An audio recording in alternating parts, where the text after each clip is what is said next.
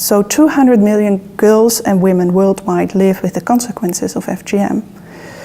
And I think that this is still an underestimation.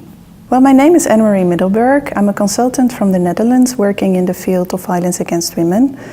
Before I start my presentation, I would like to thank Middlesex University Mauritius for inviting me and selecting my abstract for this conference. It's a true honor to be here today.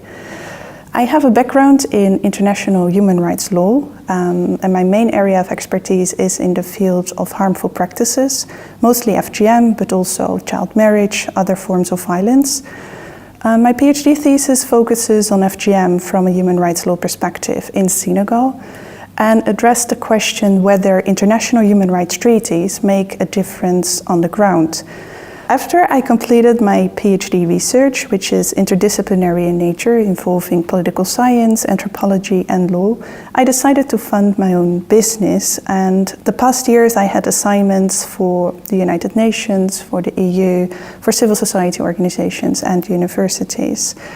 Now, what I would like to present today is how laws could be effective in ending practices that are deeply anchored in cultural beliefs and norms. So therefore, my presentation today focuses on the effectiveness of laws in ending FGM. Well, the structure of my presentation is as follows. I will start with a short introduction on FGM for those who are not so familiar with the topic. I will do this very brief, but don't hesitate to ask any questions that you might have after my presentation. Then I will focus on FGM from a human rights law perspective, so which human rights are being violated with the practice. Then I go from the international to the national level and take a look at the national legal frameworks in Africa, what types of law are being introduced, how many countries have a national law on FGM. And then I will dive into this unique situation of Burkina Faso, since, especially compared to other countries, the law in Burkina Faso is very well implemented and enforced. This part of the presentation focuses on, or is based on, a study that I conducted as an individual consultant for UNFPA in West and Central Africa. This study comprised of a legal analysis of 9 countries in West and Central Africa, including an in-depth case study in Burkina Faso. So I traveled to Burkina Faso to conduct interviews with government officials, with NGOs. I also traveled to certain prisons to conduct interviews, but also judges, prosecutors, health centers.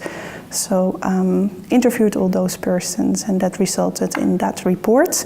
I will finish my presentation with conclusion and recommendations. Now, what is FGM? FGM is defined by the World Health Organization, and it comprises all procedures that involve the partial or total removal of the external female genitalia or other injury to the female genital organs for non-medical reasons. The WHO has broken down the different forms of FGM in 4 major types with a standardized typology. I decided to write my PhD thesis on the topic of FGM when I found out how many girls and women undergo the practice. At that time, the estimations were still at 125 million. Nowadays, estimations are at 200 million. So 200 million girls and women worldwide live with the consequences of FGM. And I think that this is still an underestimation. FGM has no health benefits. But as you can imagine, the practice can cause serious health consequences. For example, severe pain, excessive bleeding, infections, urine retention, difficulties in menstruation, and there are also complications during childbirth. In addition, and this is less known, FGM also has psychological, social, and sexual consequences. Now, FGM occurs at all ages, but it's mostly carried out on girls between birth and the age of 15. And it's mostly carried out by traditional practitioners, which are generally elderly women who enjoy social recognition for performing the task. There's also a trend, however, towards medicalization of the practice, which means that FGM is performed by healthcare providers. Many people ask me, so tell me, why is FGM practiced? And well, there's no clear-cut answer to that question. The reasons or justifications why FGM is practiced are multiple and include a mix of cultural, social, and also religious factors. FGM is a very complex practice that is deeply rooted in culture and has been passed from one generation to another. It's also important to realize that there are enormous differences between countries, but also within countries, between ethnicities, and even within ethnicities, between communities and families. For example, some communities practice FGM as a rite of passage. I was recently in Liberia, where FGM is practiced among the Sande society.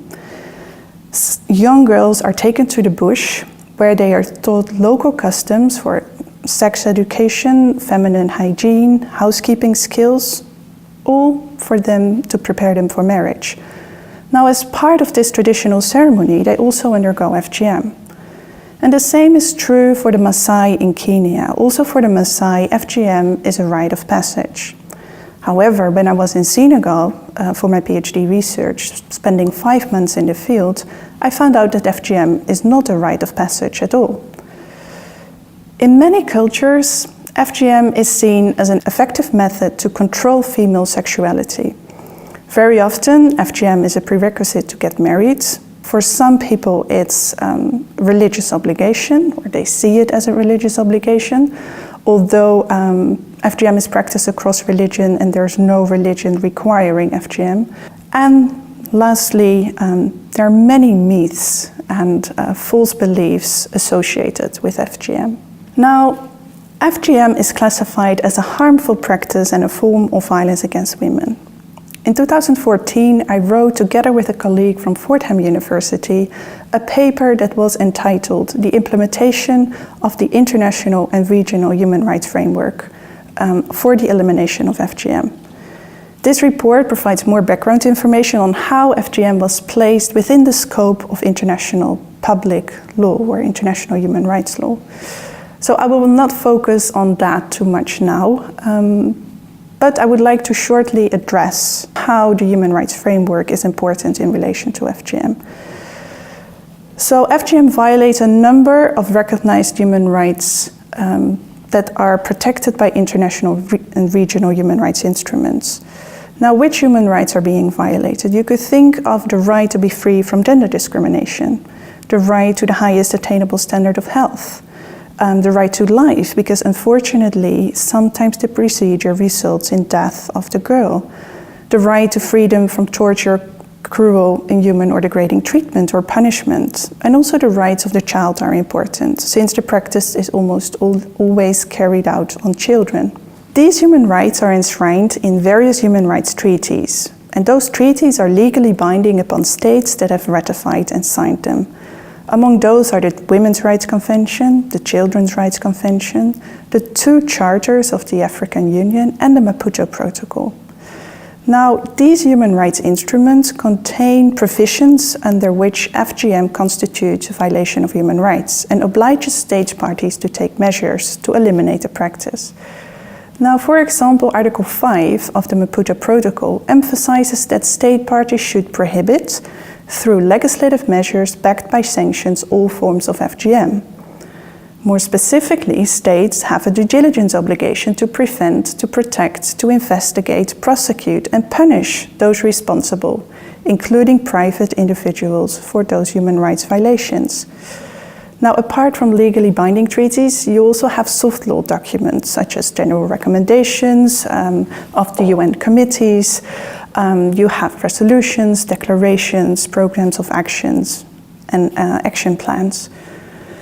Now, one thing I would like to highlight is also Sustainable Development Goal number 5, which is focusing on achieving gender equality and to empower all girls and women. Now, specifically, Target 5.3 is focusing on the elimination of child early and forced marriage and female genital mutilation.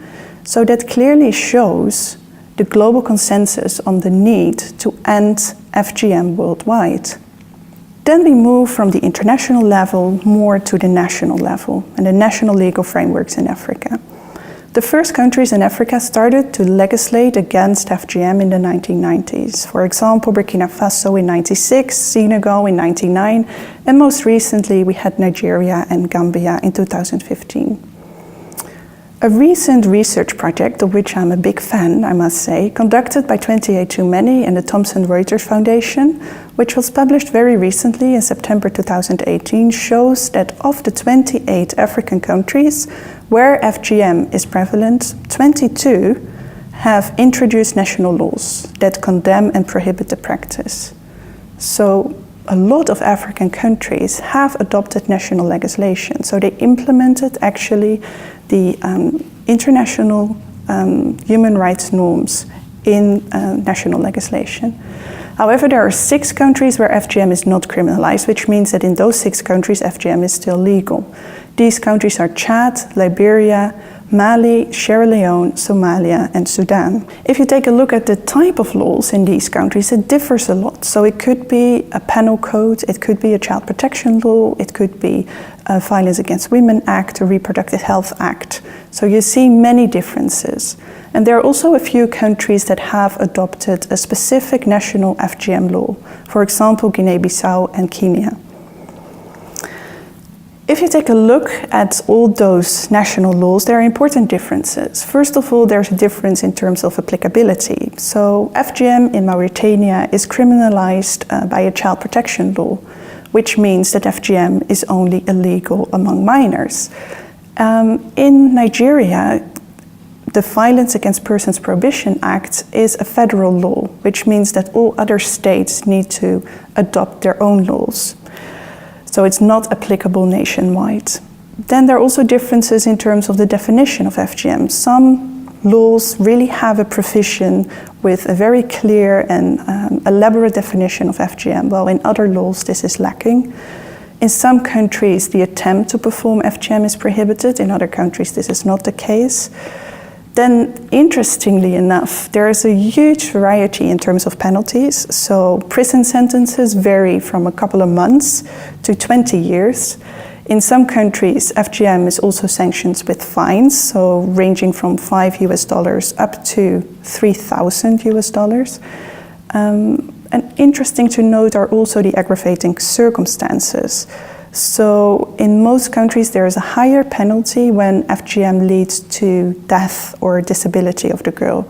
Or, and this is also interesting, if FGM is performed by a medical professional, most of the time also maximum penalties apply.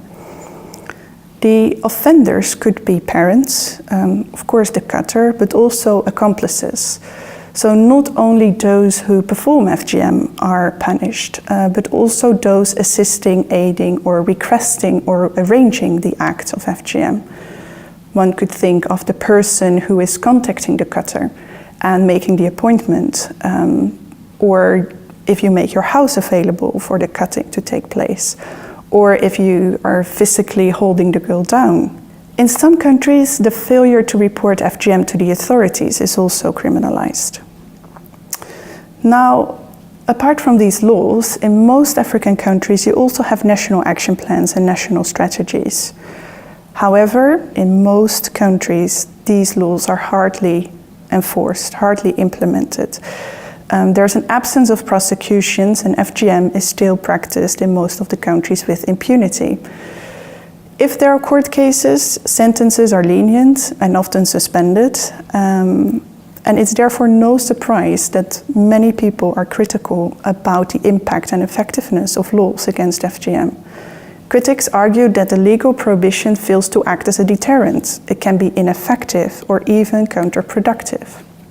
But therefore, I would like to share with you the success story of Burkina Faso. Because unlike most other African states, the law prohibiting FGM in Burkina Faso is effectively implemented and enforced. For example, between 2009 and 2015, 384 persons, including 31 cutters, have been sentenced. And on a side note, what's really interesting to see is that FGM in Burkina Faso is almost exclusively carried out by traditional practitioners, 99%. Medical and paramedical professionals rarely perform FGM, and it's suggested that a strong law enforcement, combined with high sentences and the risk to have your license revoked, play an important role in discouraging paramedical professionals from practicing FGM. So this is very interesting. But then, of course, I ask myself the question, how is it possible that so many people are being prosecuted for FGM in this country, while in other countries prosecution seems so difficult?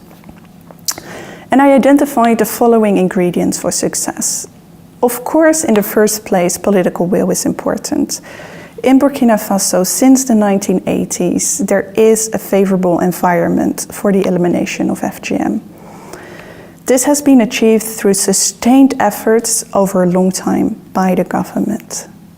They had campaigns to eliminate FGM, seminars to discuss the practice. They were all covered, and this is also important, by national radio programming, television, and newspapers.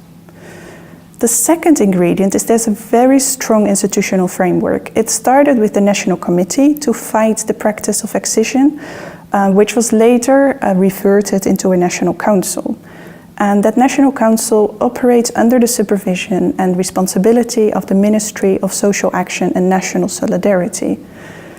For a long time, the First Lady of Burkina Faso was the chair of this council, again reflecting the strong government engagement to end FGM. A third ingredient for success are the budget lines that are dedicated to ending FGM.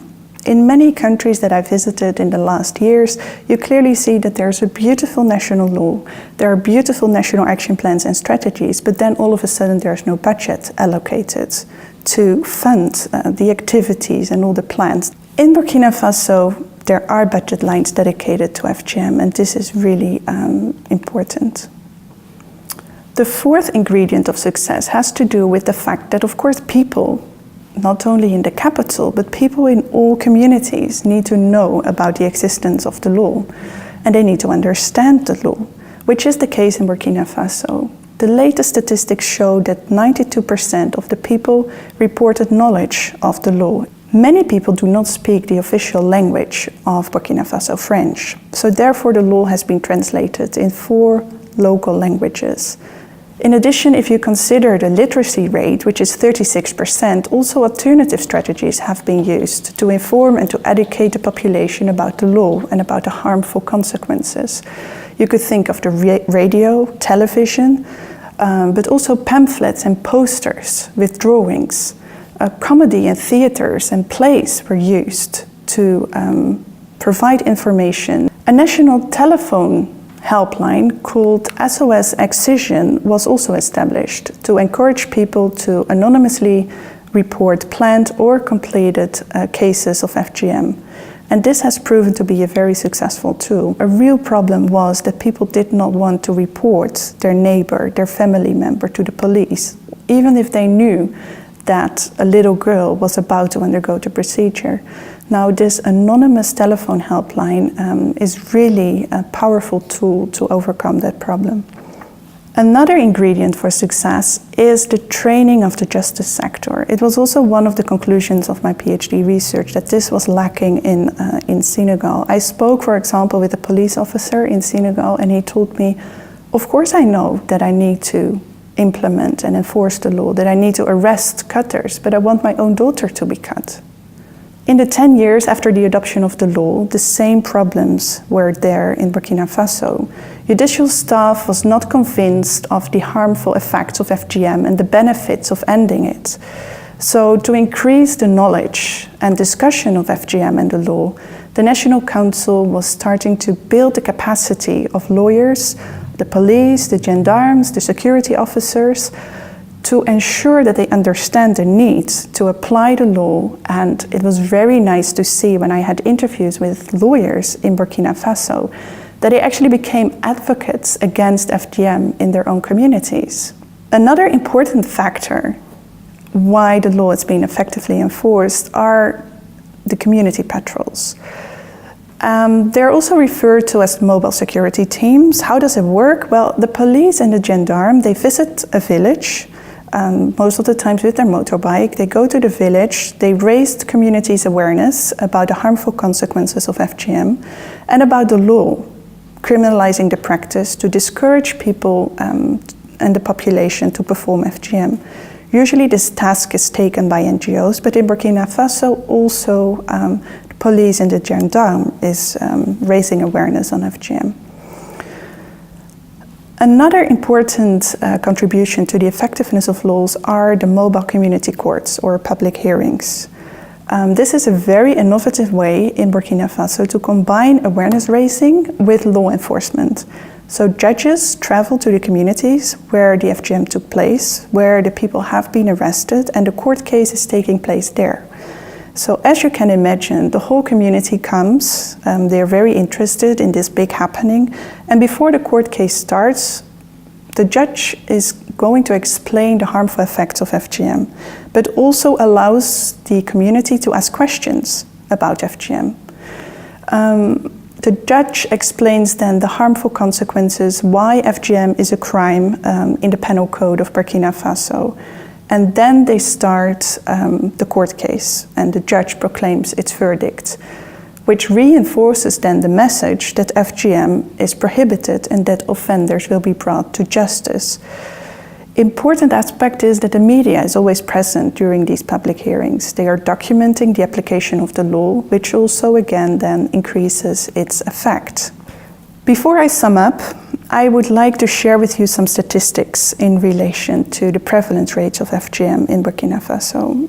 Between 1999 and 2015, the prevalence rate of girls in the age group 15 to 19 have dropped by almost 22%. So especially if you compare it to the prevalence data of other countries in Africa, this is a huge amount. A causal relationship between the decrease of FGM prevalence and a strong law enforcement cannot be easily established, but I really believe that they are connected. Then it's time for my conclusion. Despite the many global and national efforts to promote the elimination of FGM, the practice still remains widespread in many parts of the world. Unfortunately, if current trends continue, the number of girls and women undergoing FGM will rise significantly over the next 15 years. Why? Because of the current progress towards ending FGM is insufficient to keep up with increasing population growth. Past research has shown, for example, that of Bettina Schell-Duncan, that a law alone will not change behavior. A law needs to be implemented and enforced, and more importantly, it has to be accompanied by strategies that encourage positive behavior change in communities. I really hope that the success story of Burkina Faso provides inspiration for other countries on how a country's commitment and its unique approach to ending FGM through, on the one hand, effective law enforcement, but to combine that with strategies promoting social change can have real impact towards ending FGM. I look forward to receive your questions and your feedback. Thank you so much.